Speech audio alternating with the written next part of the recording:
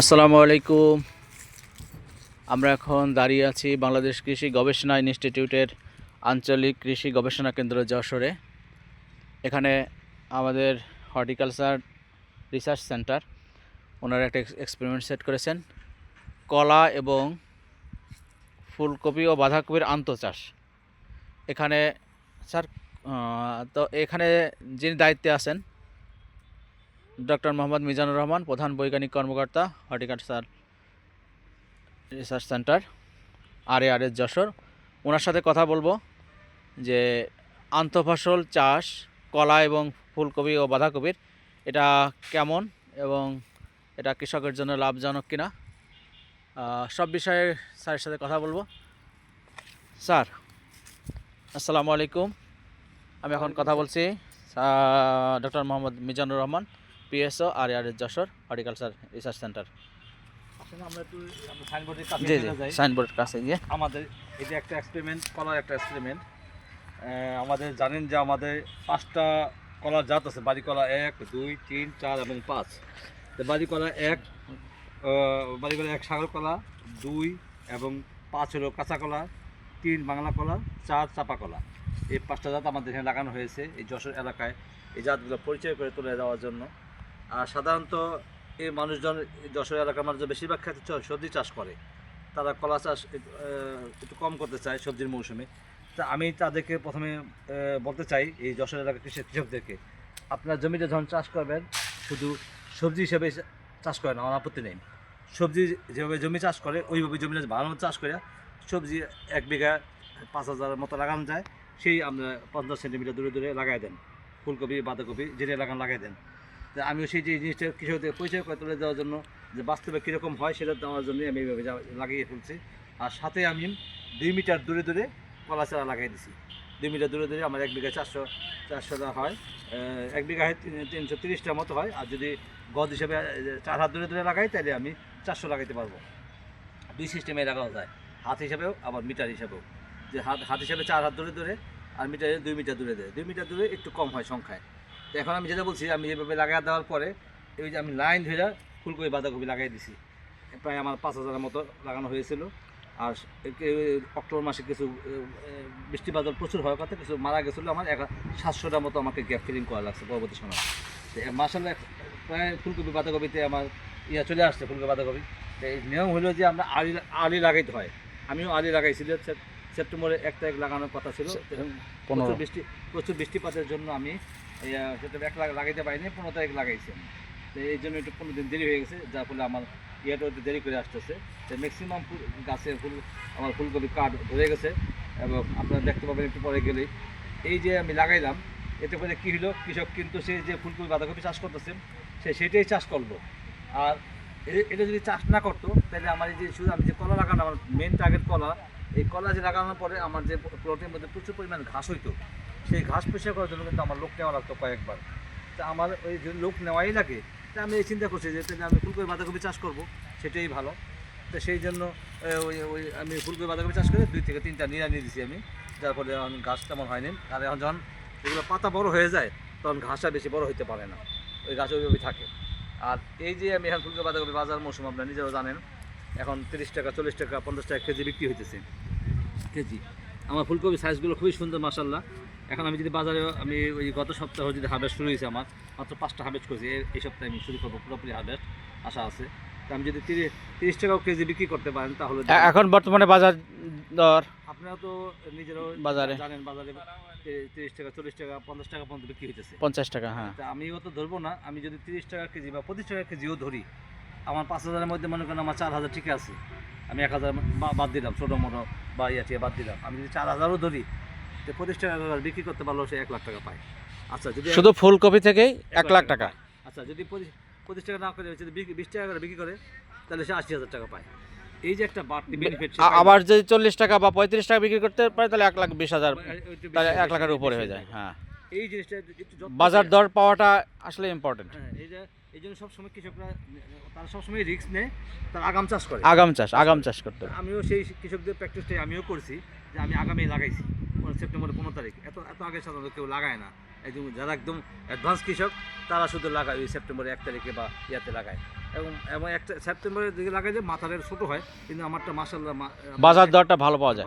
আর sir 1 কেজির উপরে হয়ে গেছে আমার অনেকগুলো। হুম। 1 কেজি, স্যার হ্যাঁ, কলাটা লাগালেন কবে? সেপ্টেম্বরের 5 তারিখে। ও আচ্ছা 5 তারিখে লাগিয়েছি, তো দুইটা আমি একেবারে 15 তারিখ দেখানো আছে আমার। আচ্ছা আচ্ছা হ্যাঁ 5 তারিখে আমার পিটগুলো হয়ে গেছে। তাহলে একসাথেই কি লাগাইতে হবে? একসাথে লাগাইছি। একসাথে লাগাইলে ভালো, একসাথে হ্যাঁ আমি হ্যাঁ, এ সম্ভব হয়। একসাথে দুইটাই লাগিয়ে ফেলবেন। হুম। আর কলা তো সাধারণত মরে না, কলা সাধারণত মরে মরে না, কিন্তু আমার ওই যে বাঁধাকপি ফুলকপি এটা আমার দেখে লাগান লাগে, বৃষ্টি বা জমি জো দেখে লাগান লাগে, সেই হিসাবে আমি লাগাইছি আর কি। আমার এর জন্য 15 তারিখ লাগানো পড়ছে হুম। বাঁধাকপি ফুলকপি গুলো। আর ওইটা আমার 5 টাকা 7 তারিখের ভিতরে আমি করি। তো স্যার কলা কতদিন এখানে থাকবে? ফুলকপিতে উঠে যাবে, খুব তাড়াতাড়ি উঠে যাবে। আবার এটা এই ফুলকপি বাঁধাকপি উঠানোর পরে আমি আবার বেগুন বা টমেটো লাগাই দিই। বেগুন বা টমেটো, টমেটো লাগাই আচ্ছা আচ্ছা। যদিও প্রচুর লেবারের প্রয়োজন আমার এখানে প্রথম লাগাতে গেলে, হুম। যাই হোক তারপর আমি একবার লাগানোর সময় আমার একটু লাগবে লেবারটা, জি জি জি। তারপর অত বেশি যত আচ্ছা। লাগে অল্প অল্প মিলিয়ে হয় লেবার। আচ্ছা, আরেকটা কথা হলো যে আমার ধান কলা গাছের চেহারা কিন্তু ভালোই রয়েছে, ভালো, আলহামদুলিল্লাহ। ভালো রয়েছে, হ্যাঁ। কারণ এই কলা গাছগুলো আপনি ফুলকপি বাঁধাকপি সার দিচ্ছেন, সার হ্যাঁ, এই সারটা কিন্তু ultimately এক্সট্রা কলা গাছে সার পাইছে। কলা গাছের জন্য কি সার দিবেন? না, কলা গাছের জন্য প্রথম লাগাইছি, শুধু আবার 2 মাস পরে আবার দিতে হয়, 2 মাস জি, পরে জি। এটা উঠানোর পরে আমি আরেকবার সার দিবেন। সার দিয়ে দেবো কলা গাছে। এবার মোট কলা গাছে 4 বার সার দেবো আমি, চারবার। যে টপ ড্রেস ইউরিয়া আর পটাশ সারটা দিয়ে দেবো, জি। 150 গ্রাম আর 100 গ্রাম, 150 গ্রাম পটাশ। তো এটা নিঃসন্দেহে কৃষকের জন্য খুব লাভজনক একটা লাভজনক পদ্ধতি। এবং শুধু তাই না, এটার পরে যে আমি এই কলাই ফুলকপি বাঁধাকপি পাওয়ার পরে হুম। আবার সে যে পাবে ওই যে ডাটা, হুম। বাই ডাটা 1 লাগান যায়, তারপর কেউ ঢেঁড়স লাগায় আগাম, হুম। কেউ পুঁই শাক লাগায়, যেটা লাগাইতে চায় যেহেতু এখানে জায়গা আছে, লাগাইতে পারবে। এইটা উঠানোর পরে এটা দুই লাইনের মাঝে আপনারা দেখতে পাচ্ছেন যে মোটামুটি জায়গা আছে, এই জায়গার মধ্যে অন্য একটা ফসল করে নেওয়া আবার যায়। ফসল করে, হ্যাঁ, হ্যাঁ। অর্থাৎ দুইটা ফসলে সে প্রায় 1.5 লাখ টাকার মতো উঠে আনতে পারে। আর আপনার সাইডে দেখতে পাচ্ছেন আমি আচ্ছা। লাউ লাগাই দিছি, ওই জি জি জি ওই জি। দুই পাশে, ওই পাশে যদি আমি একটা মাথা দিতে পারতাম তো আমার হ্যাঁ। লাউগুলো মাথায় উঠে যেত। আমার জি। ওই পাশে যে জি। লাউ গাছগুলো দেখা যায়, ওই যে দেখা যাচ্ছে, জি। আমার কিন্তু এখন মাথা দেওয়ার মতো আমি আমার শ্রমিক আচ্ছা স্যার, পাইনি, সেজন্য দিতে পারি নাই। আমরা তো মোটামুটি শুনলাম যে ফুলকপি বাঁধাকপি থেকে, কলা লাভটা আছে, হ্যাঁ এটা শুনলাম যে এটা 1-1.5 লাখ টাকা মতো হইতে পারে। বাদ বাকি আমাদের যে এখন যে কলাটা main ফসল, থাকলো, হ্যাঁ মেন এই ফসল। কলা যদি আমি 500 টাকা সরি বিক্রি করি, হুম। 500 টাকা, হুম। তাহলে আমার আছে 400, তো 500 × 400 কত, 2 লাখ টাকা। 2 লাখ টাকা। আচ্ছা, যদি আবার 400 করে বিক্রি করেন কলা ছড়ি হুম। পাইকারি, হুম। তাহলে 1,60,000, কত হয়? 60,000। 1,60,000। এটা হলো দামের উপর নির্ভর, বাজার দর ওই তাহলে সময় এখানে নির্ভর করে। 1-1.5 লাখ, ওখানে 1-1.5 লাখ, মোটামুটি এরকম 3 এরকম লক্ষ পাওয়া যায়। টাকা। শুধু তাই না, আমি যে একটা কলা গাছের গোড়ায় আমার শাখার হয় 8-10 টাকা এস শাখা এস হয়। এস, এই হ্যাঁ 10টা এক একটা শাখার বিক্রি হয়, ঢাকা থেকে আনতে হয়, 40 টাকার দাম পার পিস, আর 10 টাকা আনা খরচা, 50 টাকা পরে।